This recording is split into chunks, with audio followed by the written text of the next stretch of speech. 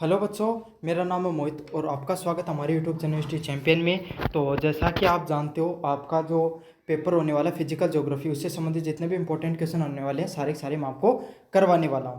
तो अपन बात करें जो उसका अगला इंपॉर्टेंट क्वेश्चन है, महासागरीय तलीय स्थल रूपों का वर्गीकरण कीजिए। तो महासागरीय जो तलीय स्थल रूप हैं उनका आपको क्या करना है, उनका वर्गीकरण करना, उनको वर्णन करना है कि वो किस किस प्रकार का पाया जाता है। बड़ा इंपॉर्टेंट क्वेश्चन आपके सामने अलग अलग प्रकार से अलग अलग विश्वविद्यालय में पूछा जाता है, तो आपको बहुत अच्छे से कर लेना है। पीडीएफ आपको टेलीग्राम चैनल पे मिल जाएगी और अधिक वीडियो देखना चाहते हो तो प्लेलिस्ट का लिंक डिस्क्रिप्शन में दिया है। काफ़ी साथ के साथ मैं एक चीज़ और बता देना चाहता हूँ, काफ़ी बच्चे हैं वो एसएससी जीडी की, राजस्थान जीके की और अधिक तैयारी करना चाहते हो तो यहाँ पे जो प्रोडक्ट वाला लिंक दे रहा हूँ, यहाँ पर आप जाकर खरीद सकते हो चीज़ों को। और अगर आपके पास इस समय पैसे नहीं है तो कार्ट में डालो, ऑफर आएगा तब उस समय खरीद लेना चीज़ों को। अब बात करें महासागरीय तलीय स्थल रूपों का वर्णन कीजिए। तो महासागर होते हैं, उसके जो स्थल होते हैं उस पर आपको किस किस प्रकार का स्थल रूप पाया जाता है उसको आपको अच्छे से बता देना है। तो आपको पता है पृथ्वी पर लगभग 3/4 भाग पर महासागर पाए जाते हैं। तो पृथ्वी पर लगभग आपको पता है भाई 3/4 75% या 78% जलवायु का 79% होता है वो आपके सामने लगभग स्थल है, और 21% आपके सामने जल है, और 21% आपके सामने स्थल पाए जाते हैं। तो ये 3/4 भाग लगभग आप मान सकते हो, इतना होता है।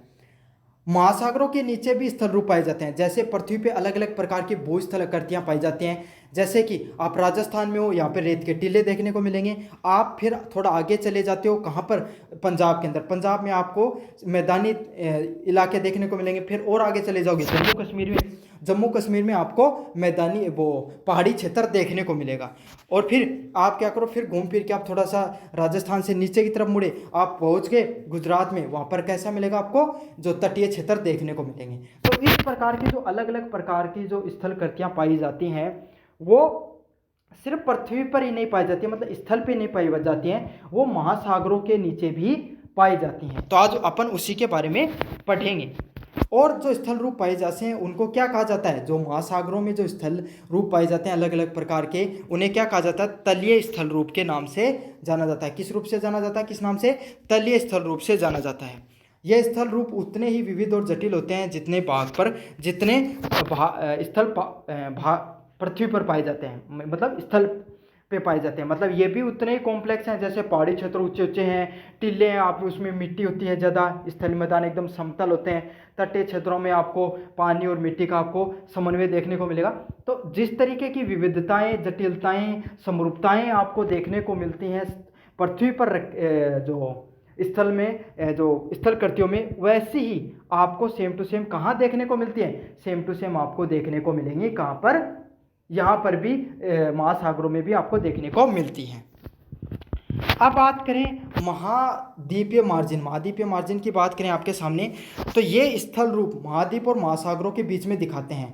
मतलब आपको क्या होता है, ये 3 प्रकार के होते हैं। इसमें महाद्वीप और जो महासागर है उनके बीच का जो क्षेत्र होता है ना, उसको बताया जाता है। अब मैं आपको एक उदाहरण के साथ चीज़ों को समझाऊंगा, आप बहुत अच्छे से पहुंचोगे। आप क्या किए, आप भागते हुए जा रहे थे, आपको पता नहीं था, ऐसे मतलब एक काल्पनिक सा उदाहरण बताऊंगा आपके सामने, ठीक है। आप क्या किए, ये स्थल था, यहाँ से दौड़ते दौड़ते जा रहे थे, यहाँ पर पानी था ना, आप, और आपने क्या किया, आप जो मतलब उससे थोड़ा सा समुद्र में नीचे की तरफ गए।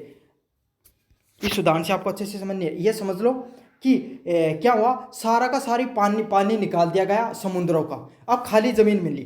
फिर आप भागते हुए जा रहे, फिर आपको अच्छे से समझ में आया। फिर क्या आपने क्या देखा, जैसे समुद्र था, आप उसके किनारे पे पहुंचा, जैसे पानी शुरू होता था, आपने देखा वहाँ पे थोड़ी सी ढलान शुरू, मतलब क्या होता है, सेल्फ होता है, मतलब थोड़ा सा ऊंचा, मतलब गर्त सी ज़मीन होती है। क्यों, मिट्टी यहाँ पर आके बेली हो जाती है, उसको क्या बोला जाता है, सेल्फ बोला जाएगा। समझ में आ गया। जो थोड़ा सा उथला होता है, जब पे खनिज वगैरह पाए जाते हैं, जो समुद्र होता है उसके 15-20 किलोमीटर में एक ऊंचा सा स्थान पाया जाएगा, जो ज़्यादा गहरा नहीं होता है, ज़्यादा गहराई नहीं पाई जाएगी, मतलब ठीक ठाक ही गहराई होती है वहाँ पर। फिर आप क्या करोगे, जैसे ये समुद्र था, आपको इतनी गहराई देखने को मिली, फिर अचानक से बहुत ज़्यादा गहराई देखने को मिली आपको, उसको क्या बोला जाता है, महाद्वीपीय ढाल के नाम से जाना जाता है। पहले आप समुद्र में यहाँ पे तट पे पहुंचे, फिर आपको ज़्यादा गहराई नहीं, थोड़ी उथलाव वाला क्षेत्र मिला, और फिर आपको ढाल देखने को मिली, और फिर क्या, एक बार फिर उससे उत्थान देखने को आपको मिला था। फिर से समझाऊं, आप समुद्र में गए, यहाँ तक स्थल था, फिर आपको क्या थोड़ी सी गहराई देखने को मिली, फिर और बहुत ज़्यादा गहराई होगी और फिर क्या है थोड़ा सा उत्थान देखने को मिलता है। ये आपका जो 3 प्रकार होते हैं इसको महाद्वीपीय मार्जिन के नाम से बोला जाता है। तो पहला होता है महाद्वीपीय शेल्फ। ये क्या होता है, तटवर्तीय क्षेत्र होता है। यहाँ पर क्या होता है, ये ज़्यादा मतलब गहराई नहीं होती है, उथला हुआ क्षेत्र रहता है और समुद्री जीवन यहीं पर व्यतीत होता है। जो समुद्र में जो मछुआरे वगैरह जो आपके सामने जो मछलियाँ वगैरह निकालने के लिए जाते हैं और जितने भी जो तेल वगैरह निकलता है वो यहीं पर निकलता है, इसको क्या बोला जाता है, महाद्वीपीय शेल्फ के नाम से बोला जाता है। यहाँ पे खनिज भी सबसे ज़्यादा पाए जाते हैं, ये उथला हुआ क्षेत्र होता है और यहाँ पर ये ज़्यादा गहराई भी नहीं देखने को मिलती है। अगला महाद्वीपीय ढाल्प। ये क्या होता है, जैसे महाद्वीपीय शेल्फ खत्म होता है फिर यहाँ पर बहुत ज़्यादा गहराई देखने को मिलती है आपको। तो महाद्वीपीय ढाल में क्या होता है, शेल्फ के बाद में अचानक से जो गहराई है समुद्र की वो बढ़ती चली जाती है। फिर क्या आएगा, महाद्वीपीय उत्थान। ढाल और महाद्वीपीय तल के बीच में फिर क्या हुआ, जैसे ढाल खत्म हुई फिर क्या हुआ, फिर आपके सामने कहीं तो किनारा आएगा ना, फिर से वापस आपको थोड़ी सी ऊंचाई देखने को मिल जाएगी। उसको क्या बोला जाता है, महाद्वीपीय उत्थान के नाम से बोला जाता है। समझ में आ गया। पहले आप गए भागते हुए, आपने क्या देखा कि गहराई तो है लेकिन थोड़ी है, यहाँ पे खनिज भी बहुत ज़्यादा है, यहाँ पर आपके सामने जो तटवर्तीय क्षेत्र है। फिर क्या, फिर आप और आगे भागते गए आपने क्या देखा, अचानक से खाई आ गई बहुत गहरी, तो उसको क्या बोला गया, महाद्वीपीय ढाल के सामने। फिर आप खाई में चले गए, फिर उसमें भागते रहे आपने क्या देखा आगे जाकर कि फिर से क्षेत्र वो थोड़ा और ऊंचा हो गया, इसको क्या बोला, महाद्वीपीय उत्थान के नाम से बोला गया। ये तो थी आपके सामने सारी की सारी चीज़ें। अब महाद्वीपीय गर्त, जो महाद्वीप होता है जो समुद्री होते हैं, समुद्र होता है उसके अंदर भी जो गर्त आपको जो खाई बताई थी उसमें क्या क्या पाया जाता है। यह महाद्वीप की तली का सबसे विस्तृत और समतल भाग होता है। मतलब जो महाद्वीप की जो तली होती है वो उसका सबसे समतल, ऐसे समझ लो कि मैदान के जैसा होता है एकदम। खाई आ गई, खाई एकदम मैदान की तरह है और इसमें गहरी समुद्री मैदान भी कहा जाता है। मतलब ये कैसे होते हैं, ये क्षेत्र था, इसके बीच में एक खाई पाई गई, इसको गर्त बोला जाता है। मरीना ट्रेंच का आपने नाम सुना होगा, प्रशांत महासागर की सबसे गहरी गर्त है मरीना ट्रेंच, तो उसी के बारे में बात हो रही है। ये कैसी होती हैं, ये बहुत ही, मैंने आपको ऐसे करके तो दिखा दिया है, इस टाइप से होते हैं कुछ, ऐसे समझ लो, बहुत गहरी होती हैं और मैदानी क्षेत्र के रूप में पाई जाती हैं। समझ में आ गया। इसको गहरे मैदानी समुद्री मैदान के रूप में भी जाना जाता है, लेकिन ये गहराई बहुत होती है इनमें। ये महीन उपसाद जमते रहते हैं और ज़मीन समतल होती है। और ये कैसे हो जाते हैं गहरे, मान लो ये ऐसे कि ऐसे थी पहले, अब यहाँ पर क्या हो, समुद्र की जो मिट्टी वगैरह है, खाद वगैरह है, जो आपके सामने अलग अलग चीज़ें जो जीव जंतु मर गए, को कचरा वगैरह आकर यहाँ पर जमा होता चला गया, तो ये क्या होते हैं, समतल मैदान यहाँ से बनते रहते हैं और यहाँ पर भी बहुत अधिक खनिज है वो पाए जाते हैं। समझ में आ गया आपको। सबसे पहले आपको क्या है, यहाँ पर समुद्री मार्जिन देखने को मिलते हैं, जहाँ पर आप भाग के गए, आपने देखा शेल्फ आया मतलब उथला हुआ क्षेत्र, फिर आप और भगे, फिर आपने क्या देखा कि ढाल आ गए, ढाल मतलब गहराई आ गई, फिर आपने और भगे, आपने देखा कि ये तो क्षेत्र था ये और ऊंचा होगा, इसको उत्थान के नाम से बोला गया। फिर आप क्या जा रहे थे, अचानक से भगते जा रहे थे, फिर आपने देखा कि बहुत गहराई है, बहुत गहरे खड्डा सा है, उसमें खड्डे में आपने नीचे देखा तो देखा कि एकदम मैदानी क्षेत्र पाया जा रहा है। इसको क्या बोला जाता है, महासागरीय गर्त के नाम से जाना जाता है। फिर अगला क्या पाया जाता है, मध्य महासागरीय पर्वतमालाएं। अब उसमें आपके सामने उन गर्त चली गई, फिर और आगे बढ़े आप, समझ में आ, तो आपने क्या देखा, पहाड़ आए अचानक से, समझ में आ गया।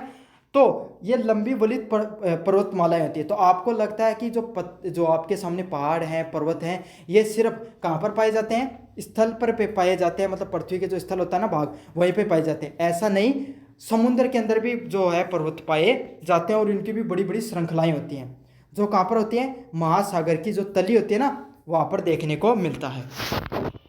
ये भ्रंश, जलवायु और नवीन भूप्रकृति का निर्माण होता है। तो आपने नहीं सुनते हो कि समुद्र में क्या हो गई, जो जलवायु का विस्फोट हुआ और एक ज्वालामुखी का विस्फोट हुआ, तो वो ज्वालामुखी का मुख्यतः विस्फोट उन पहाड़ियों में से ही आपको देखने को मिलता है। तो ये क्या होते हैं, इससे जलवायु हो गई, नवीन भूप्रकृति हो गया, उसका निर्माण होता रहता है। क्यों, प्लेट आपस में टकराती रहती हैं, तो इनसे पहाड़ वगैरह का निर्माण हो जाता है, इनका भी ये भी ऊंचे होते हैं। तो ये मत समझा करो कि सिर्फ हमारे जो आपके स्थल पर ही पर्वत पाए जाते हैं, समुद्र में भी पर्वत पाए जाते हैं, समुद्र में भी खाइयाँ पाई जाती हैं, सारी चीज़ें समुद्र के अंदर भी होती हैं। फिर क्या है, गहरी गर्त और खाई और गर्तिका पाई गई। तो महासागर की तली में पाए जाने वाले सबसे सकरा और गहरा था। तो ऊपर वाली कैसे थी, इस प्रकार की थी। अब क्या हो गई, एकदम गहरी, ऐसे गए, ऐसे ऐसे ऐसे। ये क्या होती है, दो प्लेट के बीच में जगह होती है ना, उसके बीच में जब वो दूर चलती चली जाती है तो क्या होता है, गहरी गर्त बन जाती है। इस प्रकार का क्षेत्र पाया जाता है। ये कैसे होती हैं, ये अपसारी व अभिसारी प्लेटों के मध्य स्थित होती है। मतलब दो प्लेटें होती हैं, इनके बीच में क्या तो वो पास आती हैं या फिर दूर जाती हैं। तो दूर जाती है ना, उन प्लेटों के बीच में क्या जमीन है वो क्या हो जाती है, धंस जाती है, और इस वजह से जो गहरी खाइयों का निर्माण हो जाता है। समझ में आ गया। जैसे मरीना गर्तिका वो उसका प्रमुख उदाहरण है। अगले वाले की बात करें, समुद्री पर्वत और द्वीप। तो जो समुद्र के जो पर्वत पाए जाते हैं और द्वीपों की बात करें तो महासागर की तली में कई ज्वालामुखी पर्वत पाए जाते हैं। जो समुद्र की जो तली होती है ना, वहाँ पर अलग अलग प्रकार के ज्वालामुखी के पर्वत भी पाए जाते हैं। समझ में आ गया, क्योंकि आपस में प्लेट टकराती रहती हैं जो तो इससे क्या होता है, ज्वालामुखी है उनका विस्फोट होता रहता है, उनके जो आपके सामने अलग अलग प्रकार के पर्वत भी पाए जाते हैं। इनमें से कुछ सतह पर पहुंचकर द्वीप का रूप ले लेते हैं। तो इसमें से कुछ क्या कहते हैं, मतलब तो बहुत ज़्यादा ज्वालामुखी विस्फोट होती रही जो लावा वो जमता रहा और वहाँ पर क्या हो गया, एक द्वीप का निर्माण हो गया। जबकि कई जल के भीतर रहते हैं और कई क्या होता है, जल के भीतर ही वो रह जाते हैं। तो कई क्या हो, लावा ठंडा होकर द्वीप का रूप ले लिया, और कहीं लावा ठंडा हो गया और मतलब जो समुद्र है वो उसकी ऊंचाई तक स्थल का रूप नहीं ले पाया और समुद्र के अंदर ही वो मौजूद रहते हैं। निष्कर्ष की बात करें, महासागरीय तलीय स्थल रूप पृथ्वी की भू आकृति और आंतरिक संरचनाओं को समझने में अत्यंत महत्वपूर्ण है। तो महासागरीय जो तल होता है वहाँ पर पृथ्वी की जो भू आकृति होती है उसकी जो आंतरिक संरचना को समझने में बहुत ही ज़्यादा महत्वपूर्ण होते हैं। तो ये आपका जो स्थल रूप है, ये आपको पृथ्वी की किस प्रकार की आकृति है, हमारे पृथ्वी की आंतरिक संरचना कैसे है, उन सब चीज़ों को समझने में बहुत ही ज़्यादा मददगार सिद्ध होते हैं।